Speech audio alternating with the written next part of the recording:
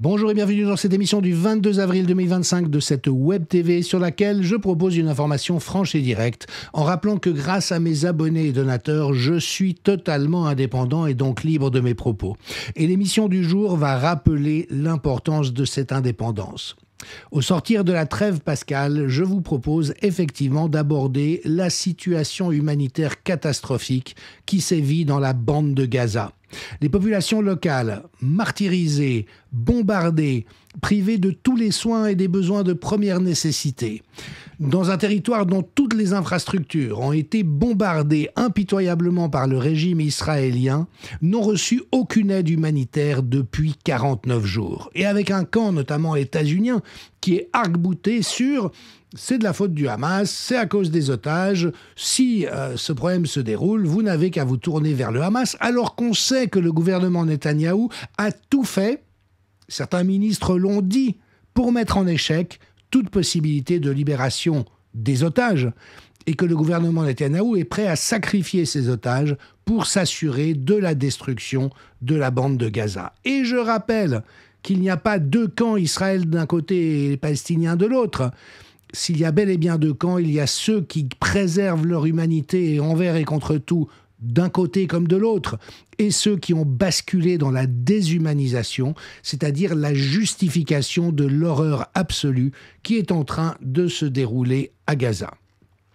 Alors je vais aujourd'hui passer la parole à un érudit palestinien d'origine chrétienne, de nationalité suisse, le professeur Sami Aldeb, qui est docteur en droit de l'Université de Fribourg, diplômé en sciences politiques de l'Université de Genève. Il est habilité à diriger des recherches, c'est-à-dire le plus haut grade universitaire en France, dont il est professeur des universités. Il a occupé pendant 30 ans le poste de responsable du droit arabe et islamique à l'Institut suisse de droit comparé. Et puis, il est actuellement directeur du Centre de droit arabe et islamique, ici en Suisse romande, auteur de nombreux ouvrages. Il a notamment traduit la Constitution suisse en arabe et le Coran en français, anglais et italien. Et le professeur Aldeb va développer ici un point de vue qui invite justement au dépassement de la crispation identitaire qui, si elle se poursuit dans la tonalité qui est la sienne aujourd'hui, va conduire nécessairement ces deux peuples à une forme d'autodestruction. Car oui, le Hamas et Netanyahou, le gouvernement Netanyahou, sont les deux faces d'une même pièce. La haine de l'autre et la tentation génocidaire sont telles que ces mouvements sont prêts à aller à la destruction de leur propre peuple pour arriver à leur fin. Ce sont des calamités pour leurs populations respectives. Alors peut-être que les propos du professeur Aldeb vont choquer certains d'entre vous, notamment quand il se réfère aux opérations du 7 octobre, qui ont été à l'origine de cette catastrophe, mais dont il faut rappeler en effet qu'il existe de nombreux soupçons du côté israélien que le gouvernement était au courant et aurait laissé faire. C'est en tout cas ce que sous-entend le directeur du Shin Bet, la sécurité interne israélienne. Et que le gouvernement israélien, à ce jour, refuse une commission d'enquête pour savoir ce qui s'est réellement passé. D'autres personnes pourront être choquées par les références au passé nazi, à ce que les nazis ont fait souffrir aux Juifs, dans la bouche du professeur Aldeb, mais il faut rappeler que des crimes de guerre et des crimes contre l'humanité sont en cours à Gaza, tout comme à bien des égards le 7 octobre était sans doute également comme relevant de crimes de guerre et de crimes contre l'humanité.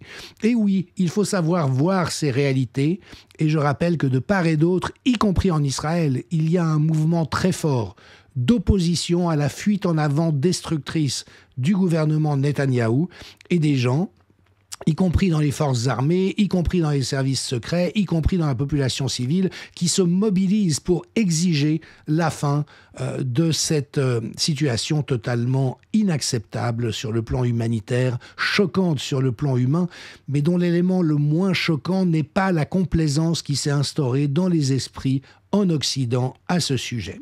Dans une prochaine émission, je reviendrai sur les tenants et les aboutissants autour de ce qui s'est passé le 7 octobre et ce qui se passe depuis, dans un contexte géopolitique beaucoup plus large.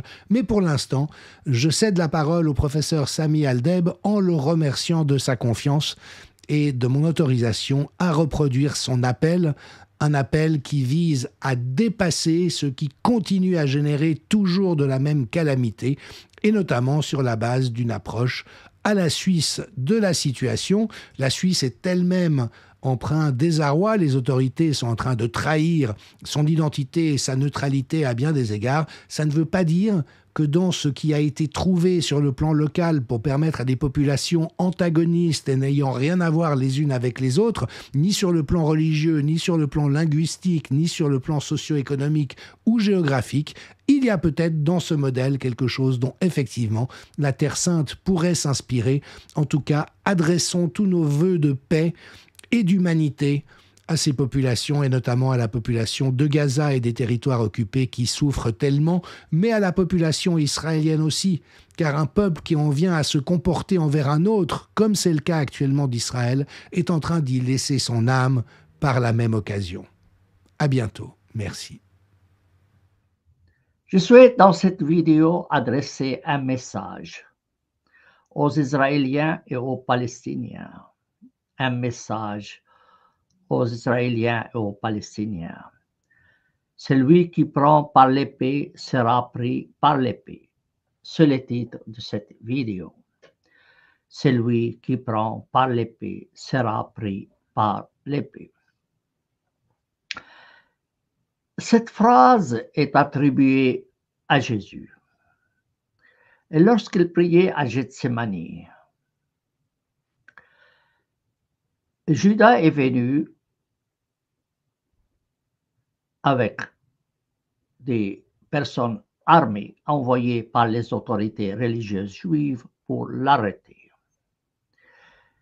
Et parmi eux, il y avait Judas qui a donné comme indication pour connaître Jésus, c'est qu'il allait lui donner un baiser sur la joue.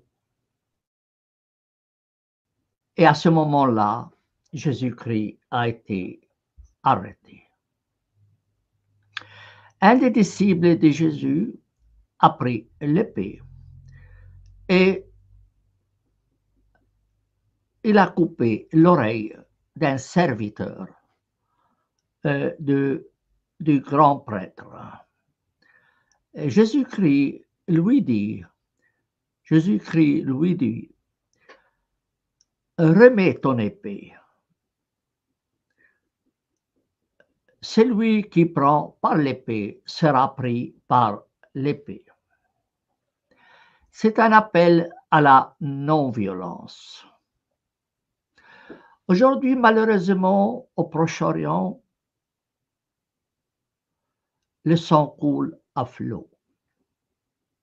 Que ce soit en Palestine, en Israël, au Liban, en Syrie, pour ne citer que ces pays-là.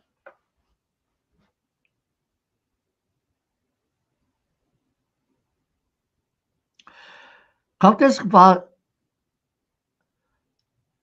les habitants de cette région mettre fin à ce flot de sang? La violence qu'exercent les uns et les autres ne peut contribuer à la paix au Proche-Orient. Elle ne fait qu'augmenter la haine mutuelle. Il se trompe si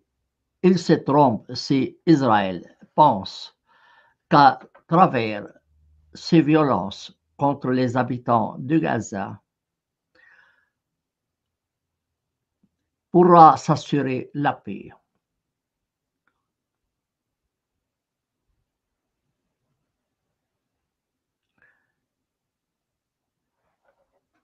Il faudrait que les Juifs et tous ceux qui s'y tiennent les Juifs J'entends par là les Juifs qui soutiennent Netanyahou et les autorités et les pays occidentaux qui soutiennent Netanyahou sachent que ce qui s'est passé à Gaza le 7 octobre n'est qu'une mise en scène israélienne. Vous seriez étonné de cela. Commençons par les débuts. Qui a créé Hamas? Qui a créé Hamas? Ou qui a autorisé la création de Hamas? Évidemment, Hamas est composé de Palestiniens musulmans. Il a été créé par Israël pour diviser les rangs des Palestiniens. Israël a fourni des armes à Hamas. Et avec ces armes, Hamas a tué des adhérents de Yasser Arafat. Plusieurs policiers de Yasser Arafat étaient jetés par-dessus les toits. Il est impossible d'envoyer $1 en Cisjordanie ou à Gaza si ce n'est qu'avec l'autorisation d'Israël. Il contrôle tous les systèmes bancaires dans la région.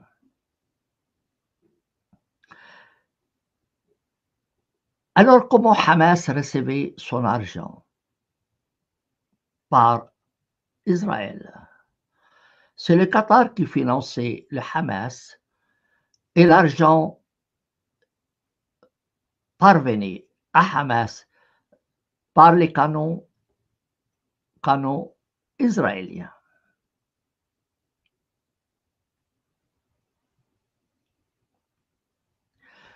Le 7 octobre, je vous ai dit, eh bien, une mise en scène israélienne pour pouvoir justifier les crimes d'extermination dont sont victimes les Palestiniens actuellement par Israël. Quelle est ma preuve? Et ça, les Juifs doivent le savoir. Israël a retiré son armée de la frontière avec Gaza quelques jours avant le 7 octobre. Il était au courant de la préparation du 7 octobre. Il a retiré son armée pour permettre à Hamas d'entrer, de traverser les frontières sans problème. L'aviation israélienne n'est intervenue que tardivement pour arrêter l'avancée de Hamas. Et jusqu'à aujourd'hui, Israël refuse de créer une commission d'enquête pour déterminer comment les choses sont passées le 7 octobre. Il va de soi que son refus est dû au fait qu'elle a des choses à cacher. Comme je l'ai toujours dit depuis le 7 octobre, personne de nous n'a choisi ni son nom, ni sa famille, ni sa religion. C'est le fait du hasard.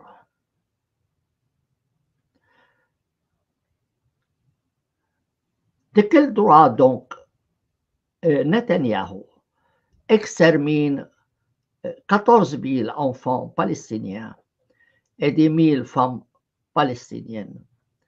Et des chiffres parlent même de 400 000 Palestiniens tués par Israël. 400 000 tués par Israël.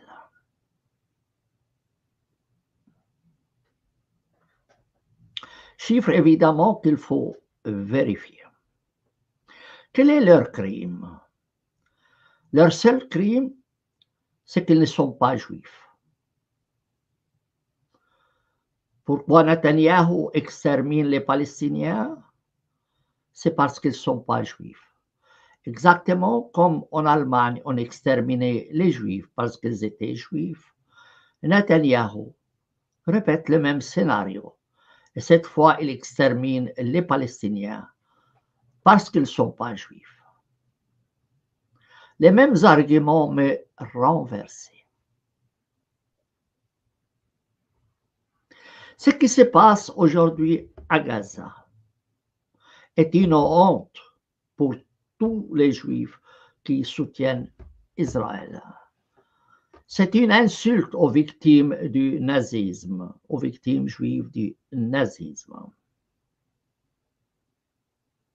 C'est indigne de la part des Juifs de soutenir un gouvernement qui commet des crimes qui ne diffèrent pas des crimes nazis contre les Juifs.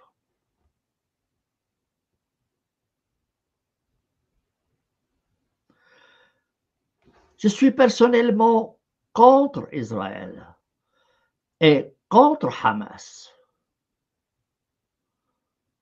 Et ce que je réclame, c'est un seul État avec des droits égaux pour tous, selon le modèle de la Suisse, dont d'ailleurs j'ai traduit la Constitution en langue arabe à la demande de la Confédération suisse. Je réclame de Hamas qu'il libère tous les otages israéliens, tous les otages israéliens. Je lui demande aussi de déposer les armes et de se dissoudre. D'autre part, je demande à Israël de libérer tous les prisonniers palestiniens, d'annexer la Cisjordanie et Gaza et d'accorder la nationalité à tout le monde et de créer un État citoyen où tous seraient traités sur un pied d'égalité, quelle que soit leur religion. Je demande aussi aux autorités palestiniennes en Cisjordanie de supprimer l'article de leur constitution qui dit que l'islam est religion officielle de l'État. Israël doit de son côté aussi supprimer l'idée d'un État juif. Israël doit être un État à la manière suisse où tous sont des citoyens, indépendamment de leur religion.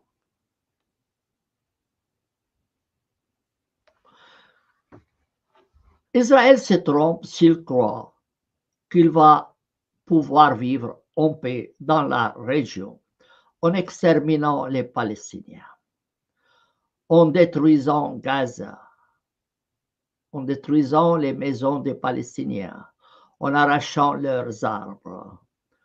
Il ne fait qu'augmenter la haine d'un côté comme de l'autre. Ce n'est pas un moyen pour parvenir à la paix, mais à perpétuer l'état de guerre au Proche-Orient. Les Juifs qui soutiennent Israël doivent exiger de la part d'Israël la création d'une commission pour examiner ce qui s'est passé réellement le 7 octobre. Et ils découvriront certainement que le 7 octobre n'est qu'une mise en scène israélienne pour justifier l'extermination des Palestiniens. Si nous revenons dans l'histoire, on constatera que les Palestiniens, il y a 2000 ans ou plus, étaient plutôt des polythéistes. Certains sont devenus juifs, après chrétiens et ensuite musulmans. Et aujourd'hui même, il y a des athées. Personne n'a choisi sa religion au Proche-Orient. Personne n'a choisi sa religion. De quel droit donc Netanyahou, qui nous vient de la Lituanie, Netanyahou n'est pas de cette région, il nous vient de la Lituanie. De quel droit Netanyahou décide de massacrer des Palestiniens pour le seul crime qu'ils ne sont pas juifs?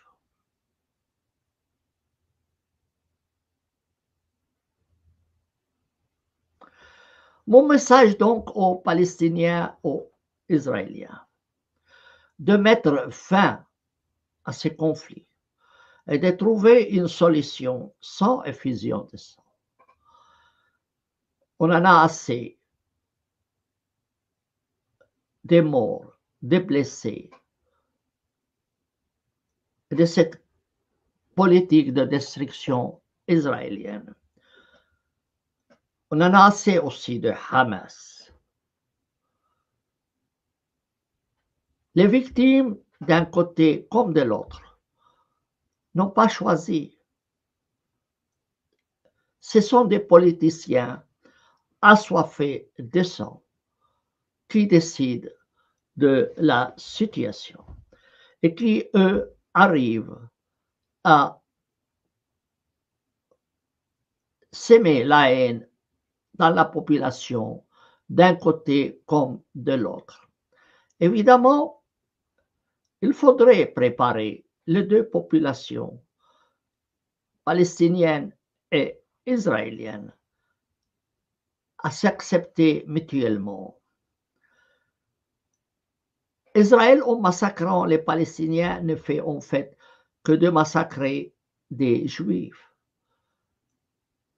devenus musulmans sans même avoir choisi leur religion.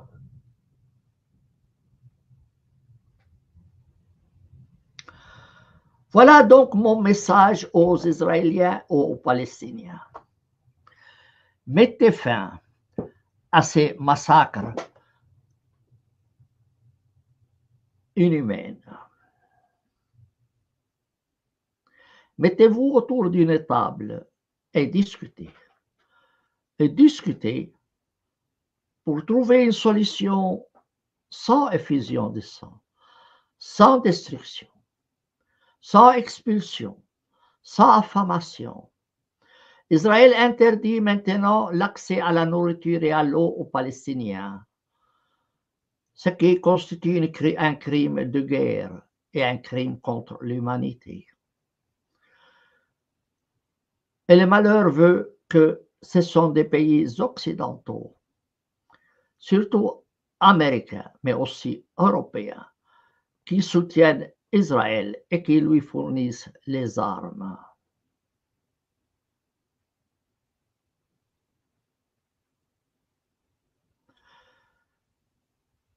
Je ne peux rien, personnellement, face à ce qui arrive dans ma région d'origine.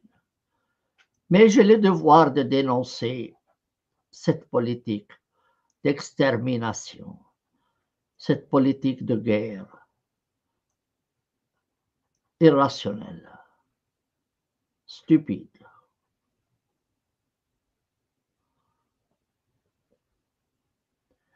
Je ne vais pas prolonger cette émission. Donc, mon but est tout simplement de faire entendre ce message à tous qui veulent entendre. Et j'ai pris tous ceux qui entendront cette vidéo, de la diffuser autour de vous. Peut-être qu'il y aura des gens qui se réveilleront et qui comprendront que ce qui se passe n'est pas admissible. N'est pas admissible. Cette chaîne se veut une chaîne de débat. Donc, toute personne a le droit d'intervenir pour poser des questions ou faire ses remarques. Si l'un ou l'autre de vous veut intervenir, vous avez ici le lien. Vous n'êtes pas tenu de le faire, mais si vous souhaitez le faire, vous êtes toujours le bienvenu. Et si ce n'est pas le cas, bien tout ce que je peux vous dire, c'est que nous devons avoir une pensée envers ceux qui souffrent dans notre région, quelle que soit leur religion. Chaque personne a le droit à la dignité, indépendamment de sa religion. Je constate que personne ne veut intervenir, et donc je mets fin à cette émission et je vous souhaite à toutes et à tous bonne soirée et bonne nuit. Au revoir.